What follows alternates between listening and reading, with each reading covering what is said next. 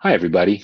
My name is Carl Binder, and this is the fifth in our series of free monthly performance thinking webinars. And I'm very excited to be doing this. These webinars have been fun for me, and a number of them have gotten a lot of attention. Our one on relationships as valuable accomplishments has gotten the most interest so far. You can see all of the past ones on our YouTube channel.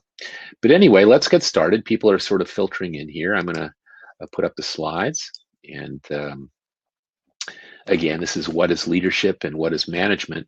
Um, this is an interesting topic, because there are a lot of different views about what leadership and management are. And I'm sure many of you are quite familiar with those views. Some people think that they're very different things, that leaders are sort of a different breed than managers, that they do different things. Some people have a cynical view, which is that it used to be called management development, but that didn't sound as cool as leadership development, so people call it that now. But whatever your perspective is about what leadership and management is, we think that performance thinking can bring a somewhat different perspective and possibly create some insights. And as you'll see, as we'll talk about in this session and future sessions, we've built a whole set of coaching, leadership, and management programs on performance thinking in ways that we think are pretty unique. Among other things, we're what we call accomplishment based, and you'll learn more about that in this session. So moving right along, the topics we want to address here are not necessarily exactly the sequence, but even though I know many of you have been in our sessions or our programs before, not everybody has. And so we want to provide about a third or so of the session with a focus on what is this approach and where did it come from that we call performance thinking. And then we want to touch on a bunch of topics as we expand and show the ramifications of that for leaders and managers. We want to focus on the fact that we can optimize both productivity and employee engagement, and that those two things are important to go together. You don't want productive people who hate their jobs, and you don't want people who aren't productive who love being around. You want to be able to optimize both. And fortunately, what we learned is that performance thinking almost inherently supports both of these important organizational level goals or results. We want to talk about, in the context of performance thinking, what best practices for leaders and managers might be and how that would look, and how you could use that framework of best practices to evaluate or assess the management practices in your department, your team, your organization, whatever it is. We want to talk about how applying performance thinking in this way by leaders and managers in an organization can create a culture, a change where everybody's involved in continuous development, and also then touch in various ways on how this approach is different. So that's pretty much the topics we'll be covering over the next hour. I want to also mention that we have a white paper on this topic. Not everybody is interested in reading so much these days, but I'm going to share this with you if you'd like to download it while we're doing the webinar here. It was written actually in 2011, but it's been upgraded a little bit recently or updated. But I think you'll find it interesting if you like to read documents. You can also get this at the resource library at our website, performancethinking.com. So go ahead and do that if you're interested. I want to also tell you a little bit about upcoming webinars. Our next one, which we had not planned until fairly recently, but it's kind of opportunistic. We want to continue the discussion of leadership and management, but as it says in the title there, with a human touch. And what I'm excited about is that it'll be a dialogue or a conversation between Matt Linder and me. And Matt is a colleague that I've only known for a couple of years now, but one of the things I've learned is Matt has a very interesting background because he's originally has some of the same kind of behavior science background that I do, but he helped build a behavioral health organization from very small to quite large over a period of a number of years, and ultimately was executive vice president and then chief operating officer of that organization. And he's now shifted into being an executive coach where he helps other leaders and managers do their jobs. The thing that is exciting to me and interesting to me about Matt is you're going to be learning today a little bit about our framework and how you can think of it as a way to approach leadership and management, a way to frame what you do, a way to train leaders and managers to continuously improve the people that they lead or manage. What Matt brings to the table, beside a lot of operational experience and expertise, building systems, putting things in place in organizations, growing organization, um, are what I would call the human touch. He's very much interested in the desired effect, as he describes it. That is, when you communicate to somebody, whether it's expectations or feedback or in a training context or in any other context, how do you select your words? How do you be sure that what you're doing as a person affects another person in the way it's expected to? And so, in a certain way, it's taking the models that you'll learn about today and saying, well, how do you really do that as a day-to-day leader or manager? So we're excited that that's going to be kind of a cool conversation with Matt. We've got some other topics planned, not necessarily in this sequence, but at some point we'll be referring today to our coaching program, which is accomplishment-based, which makes it somewhat different. It's focused on what are the people that you're coaching produce or contribute to the organization, and how can we help expand, develop, and improve that? This is very important in organizations, whether it's engineering organizations or something like behavioral health organizations, where managers of teams, particularly, are ongoing, can be involved in continuously improving the performance of their people. And so we want to kind of flesh that out a little bit. We've also planning to have a dialogue with a colleague of ours who, more than a decade ago, was the person who introduced performance thinking to what is a global enterprise across the world in a lot of locations. But it started out with just a handful of people. Now there's almost 300 certified performance thinking practitioners all over the world.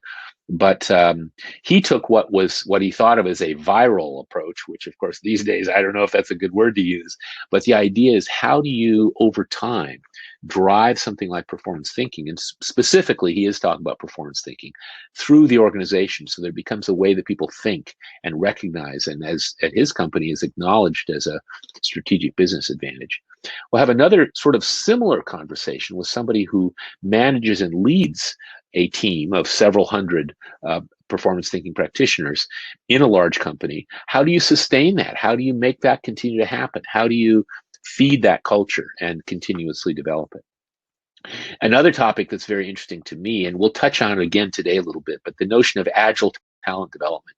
If you look at most companies, the pace of business these days, is pretty fast. So the traditional kind of quarterly learning plans, annual development plans, go to the learning management system approach doesn't necessarily keep up with the pace of change and the pace of business, or what's facing us this week, this month, this quarter, for a team or a project or a department rather, or a whole organization. The notion of agile talent development is something that I picked up from a Harvard Business Review article a few years ago. In fact, I did a couple of blogs on the topic on our website. But the notion is, if you put in place coaching, if coaching between managers or supervisors or leaders and the people that they manage, supervise, or lead is an ongoing cadence, not something you do once a quarter, but maybe once a week, or you have conversations, both formal and informal. And they're focused on helping people to develop the capacity to deliver valuable contributions to their organization. What that means is you have an engine for talent development that's individualized and can keep up with the pace of change, can keep up with what projects we've got on the list for next quarter, what immediate challenges we have right now, et cetera. So we're going to explore that a little bit. And I'm sure there'll be a lot of other topics, but those are some forthcoming ones. So I want to tell you just a little bit about my history. A lot of you probably already know about me, but I got my start. It's hard to believe, but almost 50 years ago, as a doctoral student with B.F. Skinner at Harvard in behavior science. And beside teaching me about behavior science, Dr. Skinner also inspired me to want to bring the principles and what we've learned from behavior science to ordinary people, to get beyond the sort of academic, scholarly behavior research kind of world and bring it into regular organizations, whether they be educational or corporate or what have you. And so I've spent my career since basically the mid-70s and starting in '82 with my first company, is a series of 4 companies that have been firms originally kind of research and development. How can we apply this? But more and more, one focused entirely on sales enablement for global companies and major product launches. Another one focused on teaching other people how to improve performance, both in sales, for example, in customer service, in factory maintenance, and other areas. And then most recently, the Performance Thinking Network in really a global network of colleagues who are bringing this methodology we call performance thinking into the world. I started out as a laboratory researcher. I moved into instructional design, where we were applying Skinner's science in education. I was persuaded in the late 70s, early 80s to move into the corporate, originally sales training and customer service training world. And I was really fortunate, and I'm really grateful to have been mentored by a lot of the thought leaders in that field. Tom Gilbert, Don Toasty, Ogden Lindsley, Roger Kaufman, Gary Rumler, the list goes on. People that I got to know and frankly stick to like glue at conferences and in between. This work that we're talking about today, the performance thinking models and process, has really evolved over about 35 years of trying to be simple, trying to bring these things to ordinary folks that are not inherently interested in sort of nerdy academic things. I'm proud now to be working with this extraordinary network of colleagues and clients around the globe, actually on 5 different continents. And one of the discoveries that I've made in the last year, with COVID, I've had some of the same impact a lot of other people have. But a couple things. One is, beside the fact that my hair's gotten kind of long, because I've avoided the hair cutter, what I've recognized was that we, a couple of years prior to COVID, several years, had brought our programs into a virtual world. And so we've actually been doing both consulting and training virtually for several years. We've gotten pretty good at it, including some major consulting gigs. So that's a little bit about me. But I also, and I realize I just did this out of order, but I also want to learn a little bit about you. So we have a poll that I'd like you to fill out. And it's really just, I'm going to start it. And it's really just having you identify, if you will, kind of the best category of you. That is, are you a senior leader or executive? Are you a middle manager, perhaps, in a larger organization? Are you a frontline manager or supervisor who has a team, maybe in engineering or behavioral health or some other area where you've got a small team of people that you're responsible for leading and managing? Are you maybe a leadership or management development professional, or possibly a human resources professional? We've been working a lot with human resources business partners in the last few years, which is a very interesting function, because if done in some ways, it can bring performance improvement to executives and managers throughout an organization and really drive a culture of performance improvement. So we actually have a sort of a beginning program for human resource business partners that we're kind of excited about. Are you an executive coach? Maybe you're helping executives day to day, week to week, month to month improve their own performance and perspective and insights. Or maybe are you a performance consultant or organizational behavior management professional, like I've been for almost 50 years now. So if you could fill that out, I'd appreciate it. It looks like we have a pretty good mix. We've got some senior leaders. We've got some frontline supervisors, a few middle managers, a bunch of performance consultants, and a few executive coaches. So that's a pretty good mix. I've already told you about myself, so I'm going to skip that slide. Now I just want to mention that this session will address and provide some background about performance thinking. And a big part of that is because not everybody in this session has been to all of our other sessions. And so I do need to provide some context and sort of the models and the rationale for this approach, so that as we begin to discuss the ramifications for leaders and managers, you'll see how it all fits together. But if you want to know more, our website, our YouTube channel, performancethinking.tv, has a whole lot of stuff on it. It has the webinars, the recorded webinars, the first 4 of them, and this one will eventually appear there. But it also has a bunch of small bits.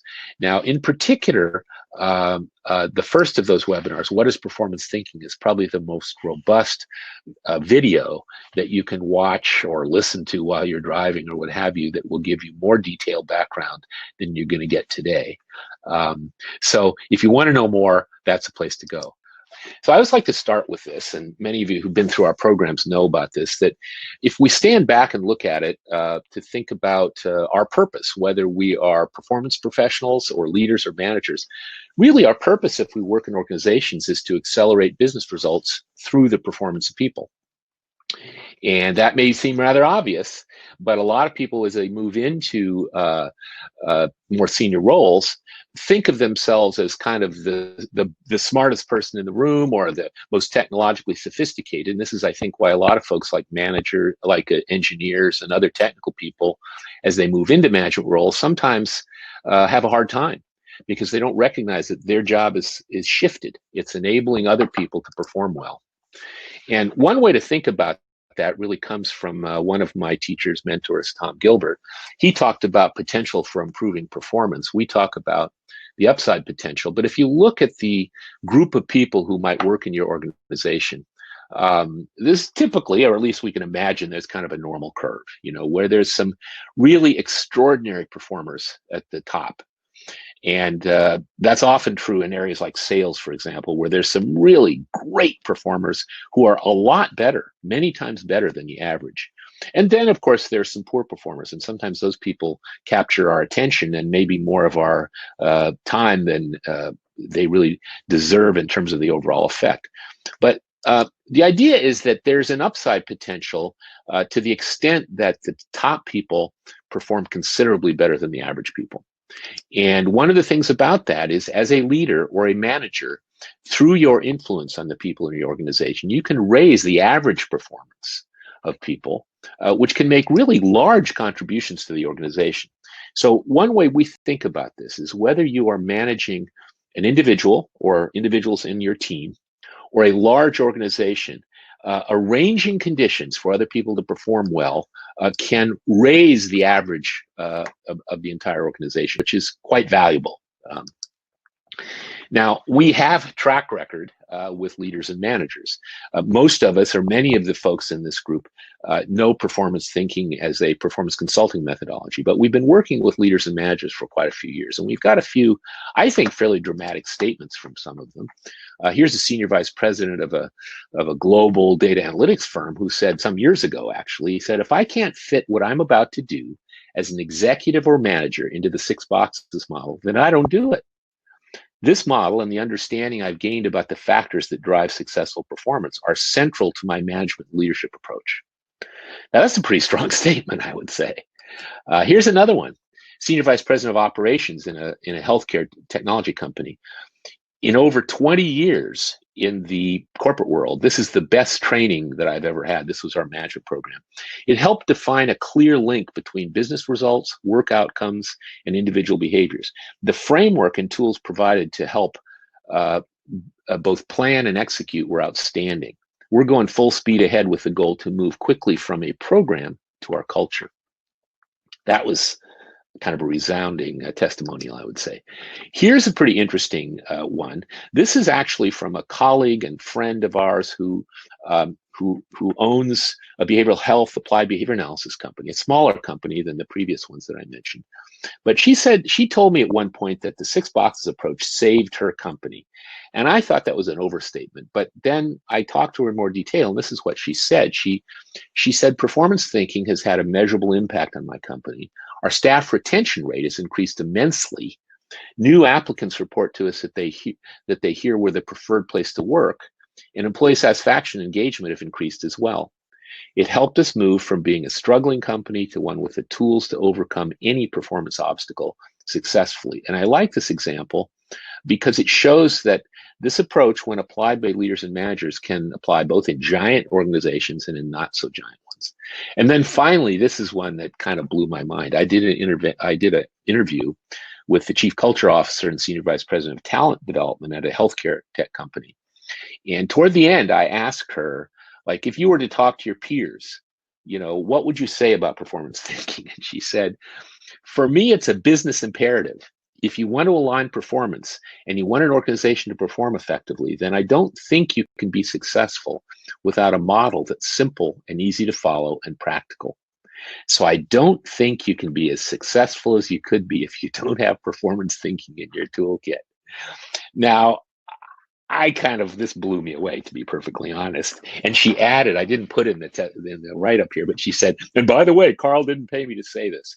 So the point is that this is not some sort of techie, nerdy thing that is not suited for managers or leaders. Managers and leaders get it. And I'm hoping as we work through this and how we talk about it, you'll begin to see some of the advantages. Now, in terms of the origins of performance thinking, I'm not going to go into great detail, but these men were all my mentors and teachers, starting with Dr. Skinner, who really turned me on to the fact that we can bring behavior science to bear on issues like education, training, performance improvement, counseling, therapy, etc.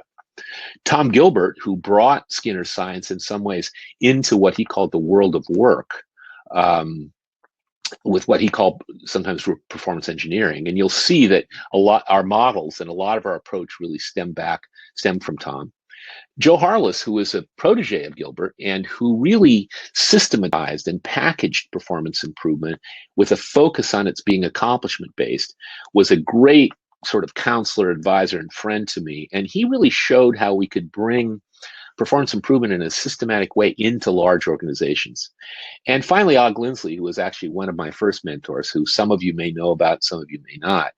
But he was a brilliant behavior scientist who created, among other things, precision teaching. He taught me a lot about measurement, but especially about the importance of using plain English. And then there was this other guy that I always kind of laugh about. But the fact is, Og Lindsley was an early adopter of the Apple computer. And he turned me on to Steve Jobs and Apple Computer in the late 70s, early 80s. And one of the things that Jobs brought to the table in terms of how he ran his organization, the products that they developed, et cetera, was about simplicity. So simplicity has been a driving force in this work for a long time. And when we talk about performance thinking, we think of it as a manifestation of simplicity, because like any performance improvement or management or leadership methodologies, it's definitely about analyzing and communicating about human performance with people in ways that are actionable and evidence-based. But what's different in our approach from any other approach that I know of, pretty much any approach, is that we use these very simple visual models in plain language. All the words in our approach have been user tested for a number of years in the 80s and early 90s to be sure that people understand them pretty quickly and don't make a lot of category errors. And when that's the case, when you have this plain language vocabulary, you can communicate across levels and functions in organizations. It's not just for, performance nerds, for example. You can build communities of shared practice, and you can drive collaboration and continuous improvement. One of the best professional compliments I ever got was from a VP of sales many years ago when he said, "You're not too bad for a guy with a PhD." And I think what he was pointing to was the plain English of the work that we do. So that's kind of a summary of this approach, but I want to drill into it a little bit more, because you'll be able to understand more about how leaders and managers can apply it. What we say is that performance thinking essentially addresses three essential questions. That if you're a performance improvement person, if you're a training and development person, if you're an HR, but especially if you're a leader or manager, you got to be able to answer these questions. First of all, what specifically is human performance? How do we define it? What are the elements of the units of analysis, to be a little bit nerdy about it? How do we describe it? Secondly, once we know that, what influences human performance? And of course, that can be an endless list, depending on what books you've read recently. And then once we have answers to those first two questions, then what do we do with that? How do we manage and improve performance? So let's talk about the first one really quickly. I love this quote. I throw it in every time I can, but it's a real thing, which is that George Bernard Shaw said that all great truths begin as blasphemies. And I would say that Tom Gilbert was a little blasphemous in some respects. He was a very smart, iconoclastic person. He liked to raise a ruckus. And so the language he chose in the orange text here from his really famous book, Human Competence, which is 40 years old, a couple of years ago, more than 40 years old. In the great cult of behavior, he said, behavior itself is viewed as an end rather than as a means to an end. And he didn't just mean behavior scientists or behavior analysts. He meant leaders, managers, performance professionals who tend to focus on people's behavior. And what Gilbert said, which summarized something that he and a number of his colleagues recognized, but he became sort of the standard bearer of this. He said, we must enable people to produce accomplishments, the valuable products of behavior. We call them work outputs. Some people call them contributions, but they are the things that people produce through their behavior that are valuable for the organization. And as I say, we call them work outputs. Now, the first model of our two simple models is we call the performance chain. And these are the elements of performance. And we start with the end in mind. We want to be sure we understand what's at stake for the business. So the list you see is a short list, but it's organizational level things like sales, revenues, profits, customer satisfaction, employee engagement is a big one. Productivity is not listed there, but it could be quality. These are the things that the executives or owners or investors in an organization are looking at as the success factors or the indicators that the whole organization is being successful. And then if you back out from that, you say, well, people, processes, teams have to produce what Gilbert called accomplishments, what we call work outputs. And the reason we coined that phrase was that the word accomplishments has gotten to be sort of fuzzy out there. Some people mean changes in behavior. Some people mean what we would call business results. Some people mean different things. And in fact, if you look up that word in the dictionary, you'll see that there are more meanings of accomplishments that are about completion of behavior than there are things. And we mean things, countable things. Now, some of them are like deliverables, concrete things like documents or widgets.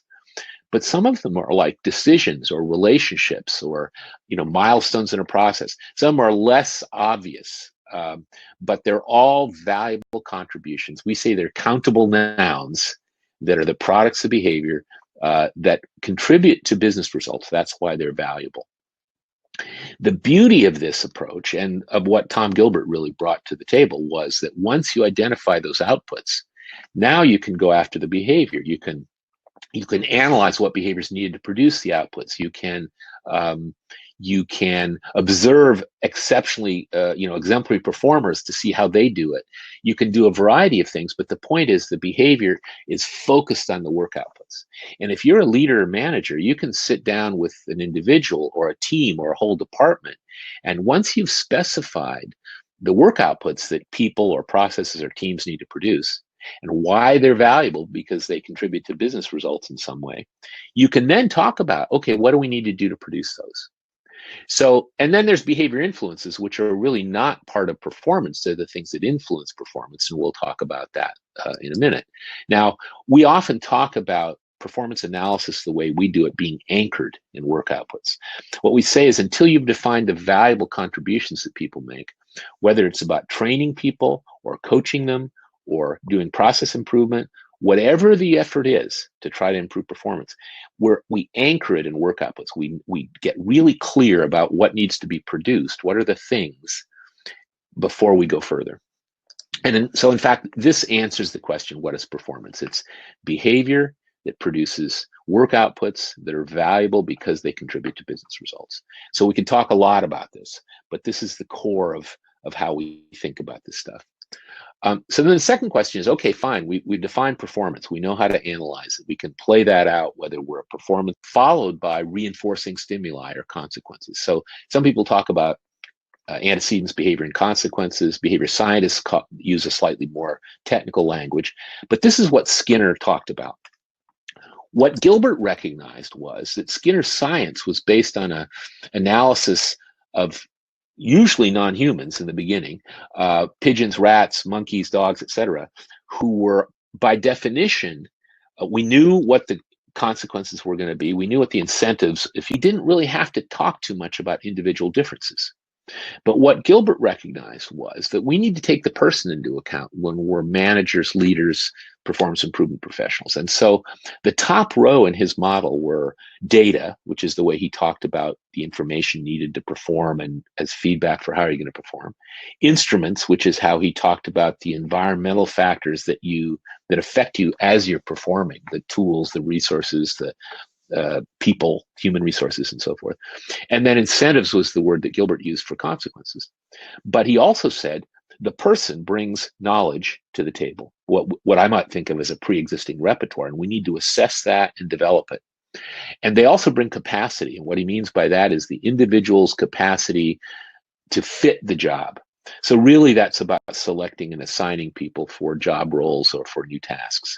And then motives are a way to think about whether the incentives are going to actually be effective or not.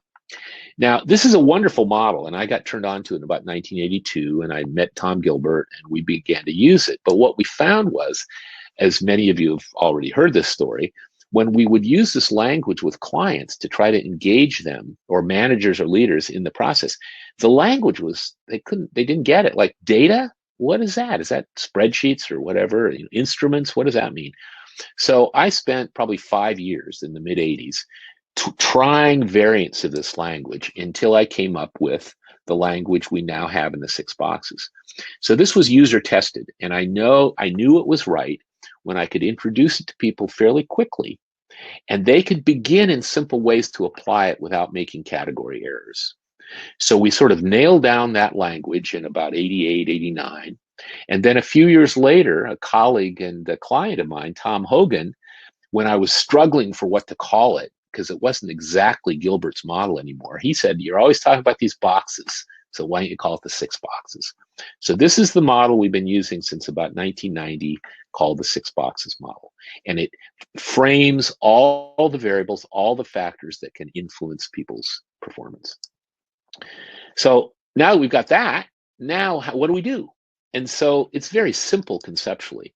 What we say is, first of all, we combine these 2 models. We recognize that the 6 boxes model kind of expands on behavior influences and provides a framework for that. The same framework that vice president, senior vice president of sales was talking about, that he uses as a leader or manager. What we want to do is be sure we know what's at stake for the business. If we're talking to an individual or a team or a whole company, what are we trying to achieve here as an organization? What do we need people and processes and teams and individuals to produce, the work outputs? What behavior do we need? Once we've analyzed those things, now we can say, okay, how are we going to measure? How are we going to decide if it's working? Do we look at business results, which are lagging indicators? Do we count work outputs, which often we don't do a very good job of, but it turns out that's a big opportunity to measure. Or do we observe and measure behavior, which you can do, but it's expensive and challenging. So some combination of those things can be measured. And once we know what we're going to measure, then we look at the behavior influences, if it's an existing performance, that are in place. We analyze what's working and what's not working. We brainstorm possible improvements. And that's kind of the ideation or design, part of the design thinking approach that's embedded here. And then we choose those behavior influences that seem to be possible, that are practical, that we can afford, that will fit together in the best combination, we think, to influence the performance we care about. And then we implement and we measure and we adjust. Now, this can happen at a big 3-year level project in a global company that's across sites all over the world. It can also happen in a conversation that I have, let's say once a week, with my assistant, when I talk about what outputs are important for her and what she needs to do to produce them and how we can arrange conditions to make it easier. So this is a logic that can be applied by just about anybody. We haven't found anybody yet who knows English, the English language. And frankly, we've also worked in Italy and Korea and other places where we translate. So it works for everybody. This framework, people can understand it. Now, shifting to the topic here today of leaders and managers, the way leaders and managers start at whatever level they are applying this is by identifying the work outputs. What is it we need you to produce and why? Assuming we understand the business context. And so, for example, if we're looking at an individual or an individual role, We use an individual performance map. We say, okay, what does the sales director produce and who does she deliver stuff to? So we see the sales director's customers, the senior account manager, the customer service team, and the VP of sales, and we list the outputs, the contributions that the sales director delivers to those people. This defines that person's job. Now, it may be a longer list than this. This is a simple list, but this is the basic rationale. And we can teach leaders and managers to do this with individuals. Here's a little bit more sophisticated one. This is a process or quality specialist from a big giant insurance company.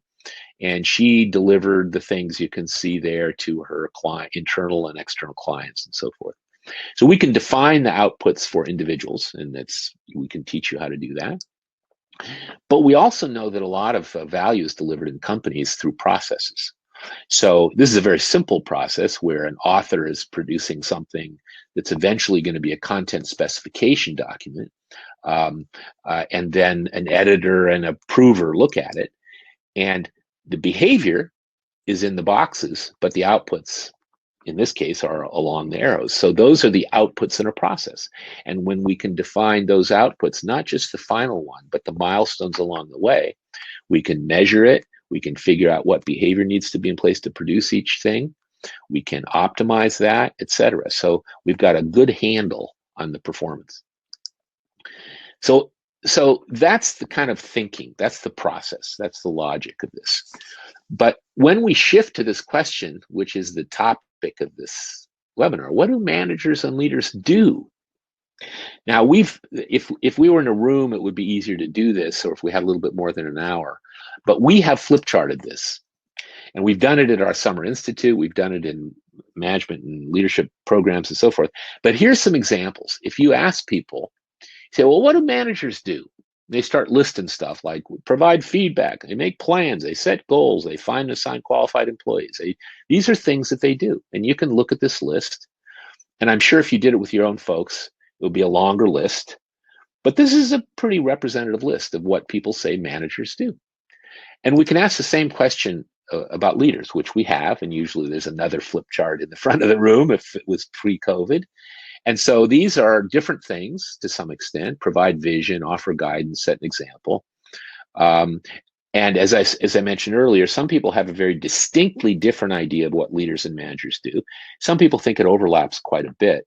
I tend to think that it has to do with your scope of control, your span of control, because as you move up in an organization, and you may be managing your executive team, but you're also managing a whole organization or a department, you're not individually setting expectations for people necessarily. You're not necessarily providing individual feedback and stuff, but you are definitely arranging conditions, which most of these things are about, for people to perform well. Now, it turns out that if we take all these things, we can sort them into the 6 boxes. And I realize this may not be that easy to look at depending on how your screen is, but we've done this exercise enough times where we've asked people, what do leaders do? What do managers do? And looked at the lists. And we recognize that they sort beautifully into the 6 boxes model. And so for me, when I first did this 15 years ago, or maybe longer, maybe 20 years ago, it was a big aha experience for me, because it was like, oh my gosh, look, this is, particularly if we have performance thinking as kind of our framework, the way we think about stuff, you say leaders and managers arrange conditions for other people. And so we have this graphic, which is maybe not the most beautiful graphic in the world, but you got your manager or your leader at the top, and he or she is arranging conditions, arranging behavior influences to optimize the performance and the engagement of the employees or team members or organizational people working in the organization. So that's the way we think of what leaders and managers do. They are responsible for arranging behavior influences for others. Now, for starters, in doing that, one of the things that's pretty important is to link people up to the organization. People talk about alignment. That's a big word in the management consulting world and other areas. And you also talk, and one of the big topics that I want to get into now is employee engagement, because people are very concerned, as they should be, with how engaged their employees are. How much are they kind of leaning into their job? How much do they smile as they walk in the room, in the building? How proactive are they? Now, one simple way you can do things with this model is it turns out it's not always so easy to say, if you behave in the following ways, it'll help the business like this. But if you identify somebody's work outputs, whether they're decisions or widgets or reports or budgets or transactions of some kind or signed contracts or treatment plans, you name it, it's pretty easy to take work outputs and say, you know what, if this is done well, this will contribute to employee satisfaction, productivity, quality, market share, et cetera, et cetera. So one of the things that this model is helpful for is to help leaders and managers connect their people up to the whole organization. And I've heard lots of stories, especially in smaller organizations, where leaders and managers have said, this makes a big difference because now our people kind of see how they're contributing. The other thing that we've learned over the years is that the 6 boxes gives you a framework for thinking about how to affect people's attitude. And, box 6, we call motives and preferences. And at the core, it's about what do you as an individual prefer? Are you aligned with the values of the organization? Do the consequences and the compensation that we have work for you? Do you like the way expectations are provided? Or another way to think about it, as my former partner used to say, if you're a manager leader, find out about box 6 so that you can arrange those other things to match people's motives and preferences. But you can see in box 6, we also put the word attitude in sort of quotation marks, because what we've learned over the years is that if you arrange and manage the first 5 boxes well, if people know what they're supposed to be doing and producing, if they're getting fairly consistent feedback that's not always critical, that has some balance between positive and corrective feedback, if you give them the tools and resources that they need to do their jobs effectively and the processes work and their job designs are pretty good, and if they make contact with the natural consequences especially, or if there's consequences that you arrange that work for them and they're positive mostly, and if you ensure that they have the right skills and knowledge and that they're a good fit for the job, they're going to be pretty happy campers. Their attitude's going to be pretty positive. They're going to smile as they walk in. They're going to be positive Monday morning when they show up. But if those first 5 boxes are out of whack, out of alignment, negative, misaligned, conflicting expectations with no consequences, expectations but not the resources to do what you're asked, etc., you're going to have very unhappy campers. And when we've worked in large organizations and that had a retention problem, employee retention problem, or a employee engagement problem, and we've looked at frontline workers, for example, analyzed their performance, figured out their work outputs, helped managers define the behavior needed, and then looked at the behavior influences. Invariably, in those groups of employees where there is kind of a high turnover rate, you will see that this model is out of whack, that these things are not lined up, that they're conflicting. So that's something that a leader or manager can do. They can actively work to be sure all those things are aligned and configured. But there's actually more to it than that. And this got me very excited a few years ago when I first encountered it. The Gallup organization has been studying and looking at employee engagement for 30 years. And as of a few years ago, they'd used their survey with more than 17 million employees. And their survey is very simple. It's called the Gallup 12. You can look it up on Google. It's these statements in front of you. I know what's expected of me of work. I have the materials and equipment I need. At work, I have the opportunity to do what I do best, etc. And people rate them from, not at all to a whole bunch.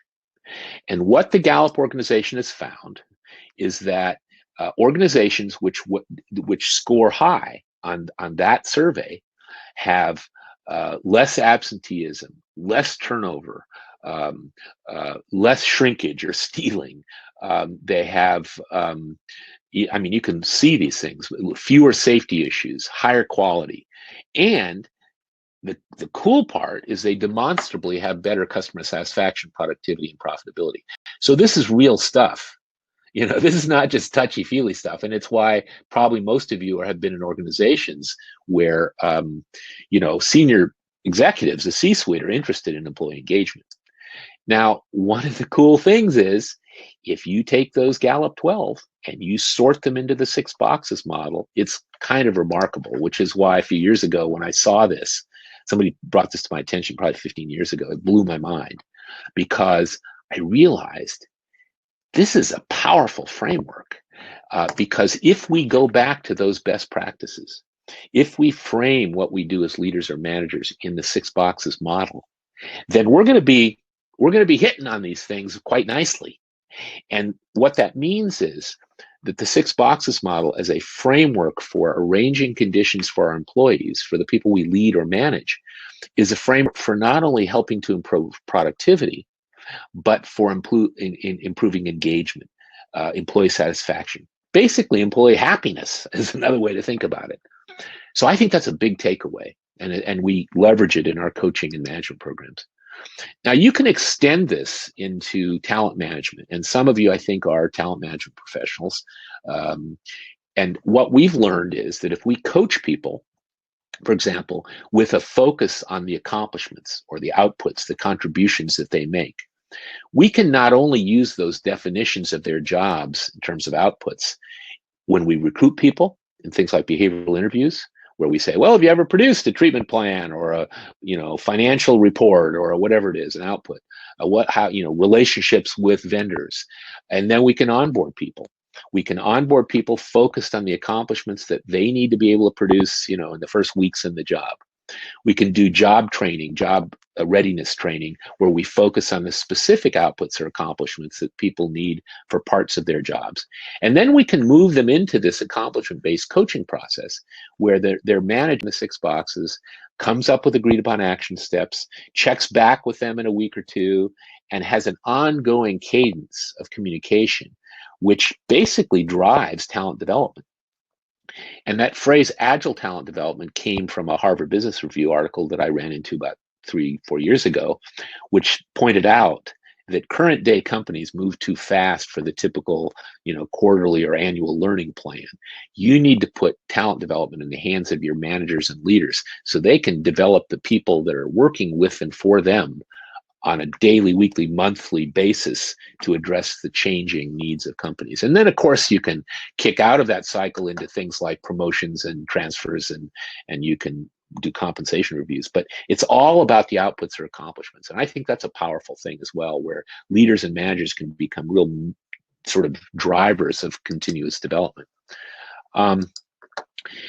So therefore, what's the takeaway here? A key takeaway, I think, is that when leaders and managers learn to arrange, coordinate, and continuously improve the behavior influences for their people, they can create a culture of continuous performance improvement and high employee engagement. They can actually, when this becomes part of daily, weekly, monthly activity, it starts to be a cultural value because people are focusing on continuous improvement. And I think, to use a currently sort of famous term, I think it becomes a systematic implementation of servant leadership. Because if you really want to serve the people that work with you or for you, you arrange conditions to optimize not only their productivity, but also their engagement, their happiness, their satisfaction. So, we've got a lot of programs and services. You can look at them on our website. And this is kind of the shameless commerce part. We have programs specifically for leaders and managers. The performance thinking coach is the sort of ground level one where whether you're a senior leader or a frontline supervisor, we will teach you how to identify the outputs of somebody sitting down with you, maybe the membership of your leadership team if you're like a COO or CEO, or maybe the person on your team if you're a frontline person. And we'll teach you how to do this coaching process. We'll then take the performance thinking leadership modules where we can apply them, how to manage processes, how to create employee engagement plans, how to execute strategy, all based on the same thinking, but built for your expanding role in the organization.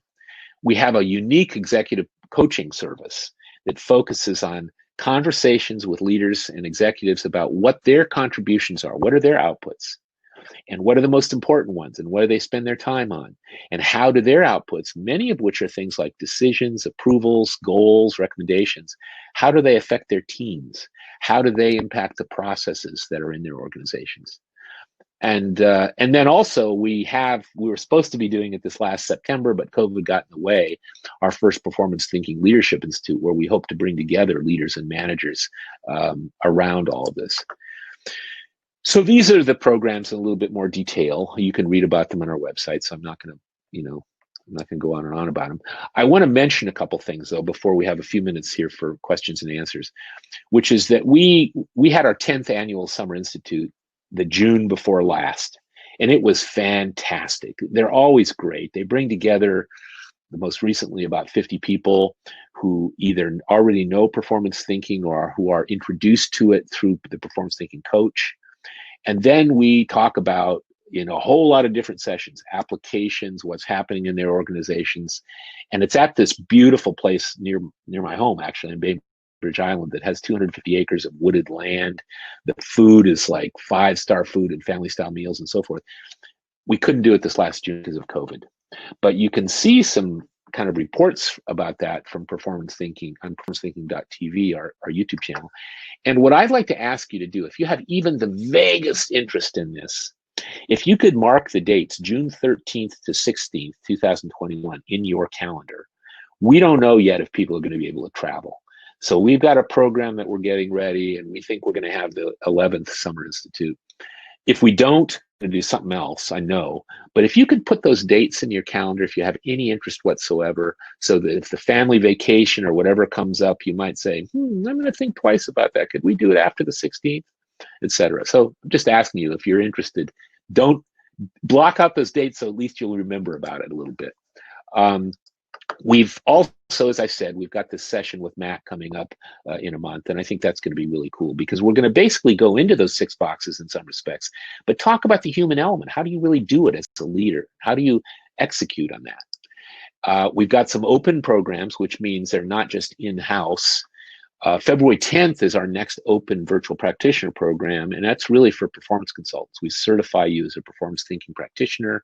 We coach you through a substantial project in your organization of your choice that usually more than pays for your participation in the program.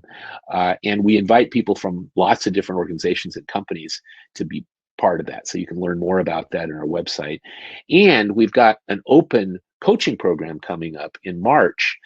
Unfortunately, it's just for people in the applied behavior analysis and behavioral health companies, of which there are more and more people interested, and where supervision is a big deal. And so we're focusing it in that world. But we hope to have open programs for other folks in the coaching space in the future. This one will be facilitated by Shane Isley, who's our colleague, who is both a business owner and being a long time really great performance improvement guy. So we've got a few minutes left, and what I'd like to see is if people have questions or comments that you would like to share or that I can respond to. I'm wondering if anybody has anything to say, and you can use the chat box. So you guys still with me? I hope. I'm just looking in the chat box now.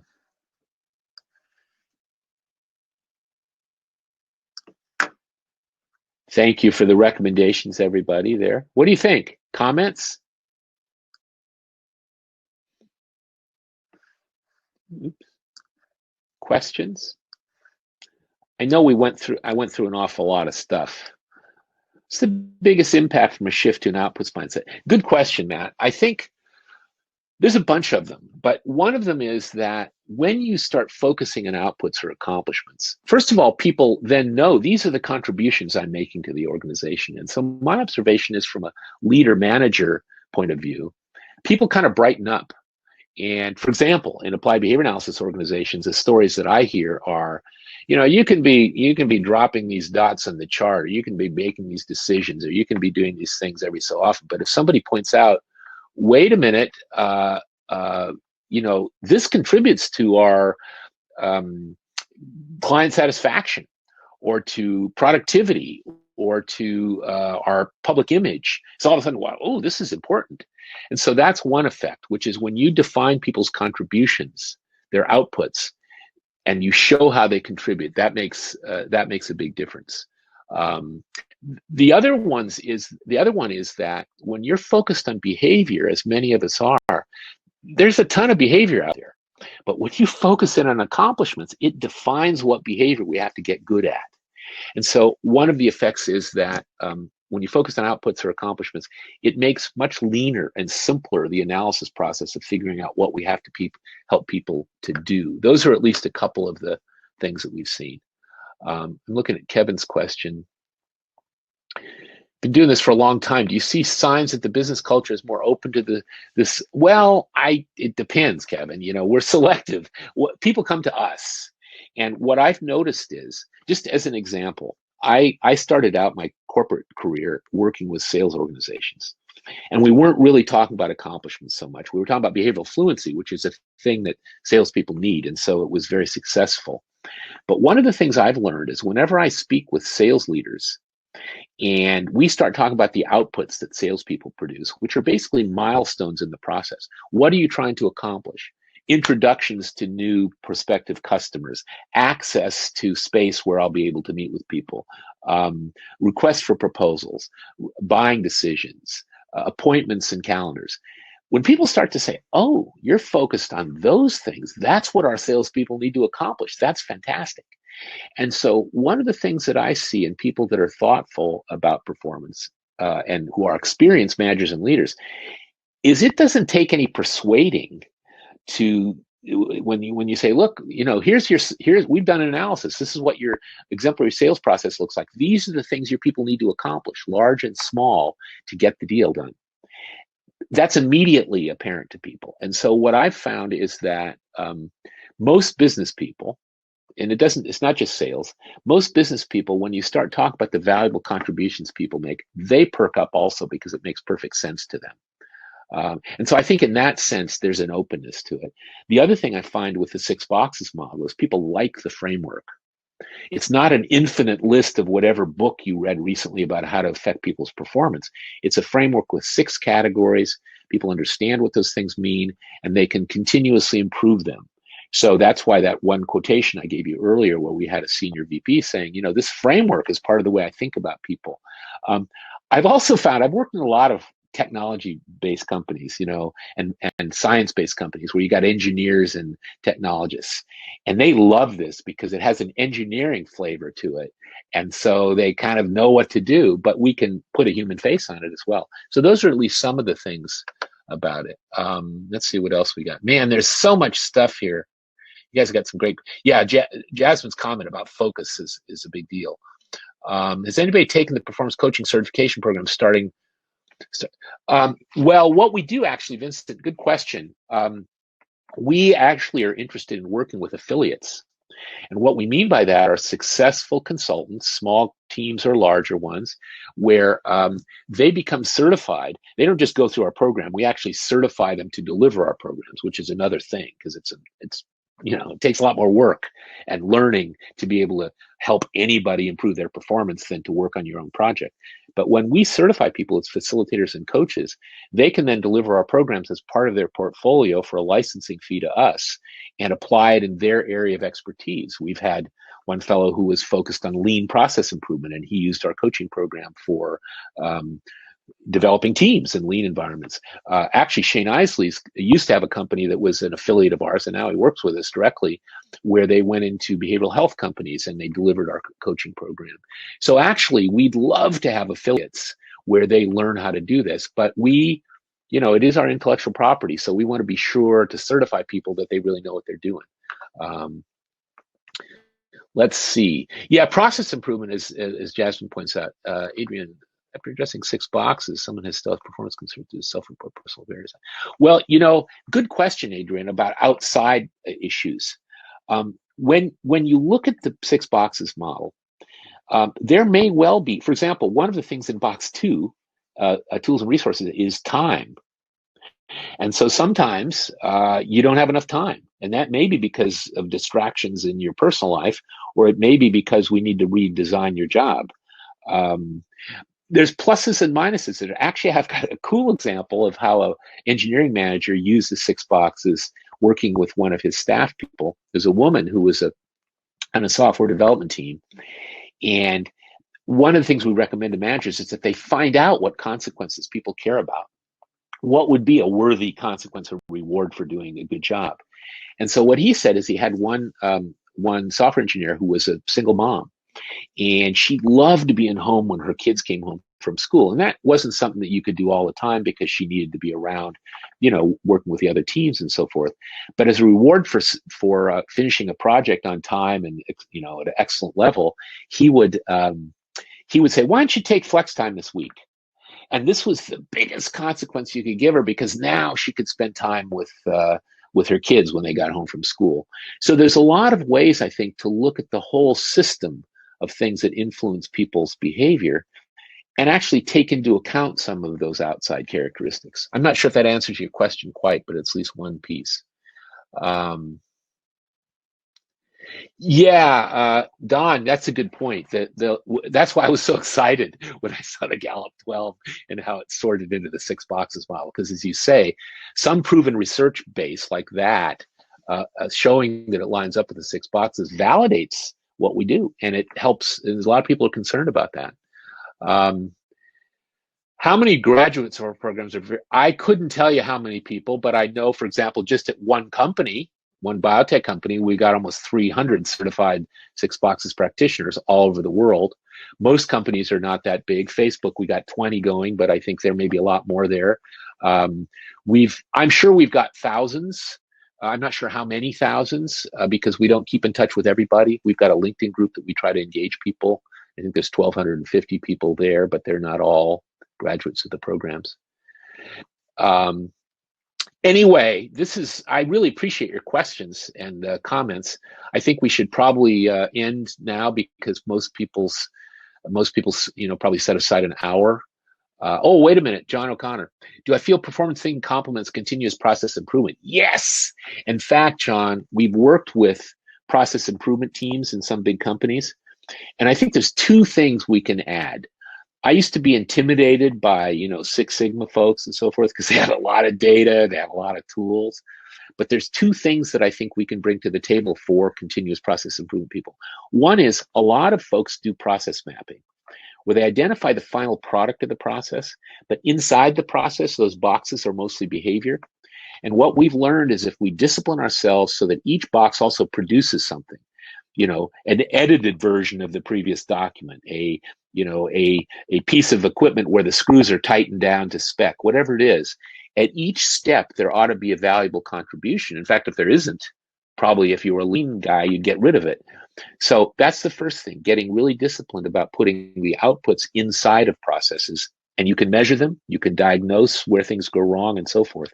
The other one, which I think is a really big deal, is a lot of the process improvement folks that I know tend to throw stuff into this bucket called human error. Now, we have a little bit better framework for that, which is, okay, if somebody made an error, let's look at it from the 6 boxes perspective and see what the behavior influences are that we can put in place or change. For example, at Amgen, which is one of our largest, longest clients, they've also got a huge high reliability organization sort of thing going on. And they've integrated this framework with how they approach ongoing reduction of errors and safety issues. So I think there's a beautiful marriage. We don't compete with them. I think we line up with the process improvement people pretty well. Let me just see if there's anybody I've missed here. Okay, thanks everybody. I appreciate it. You'll get a link to this, and we'll see how bad that first part when I sound like a robot was. I'm kind of sorry about it, but I might even re-record it if I can. But thank you, everybody, and I hope we'll see you next time.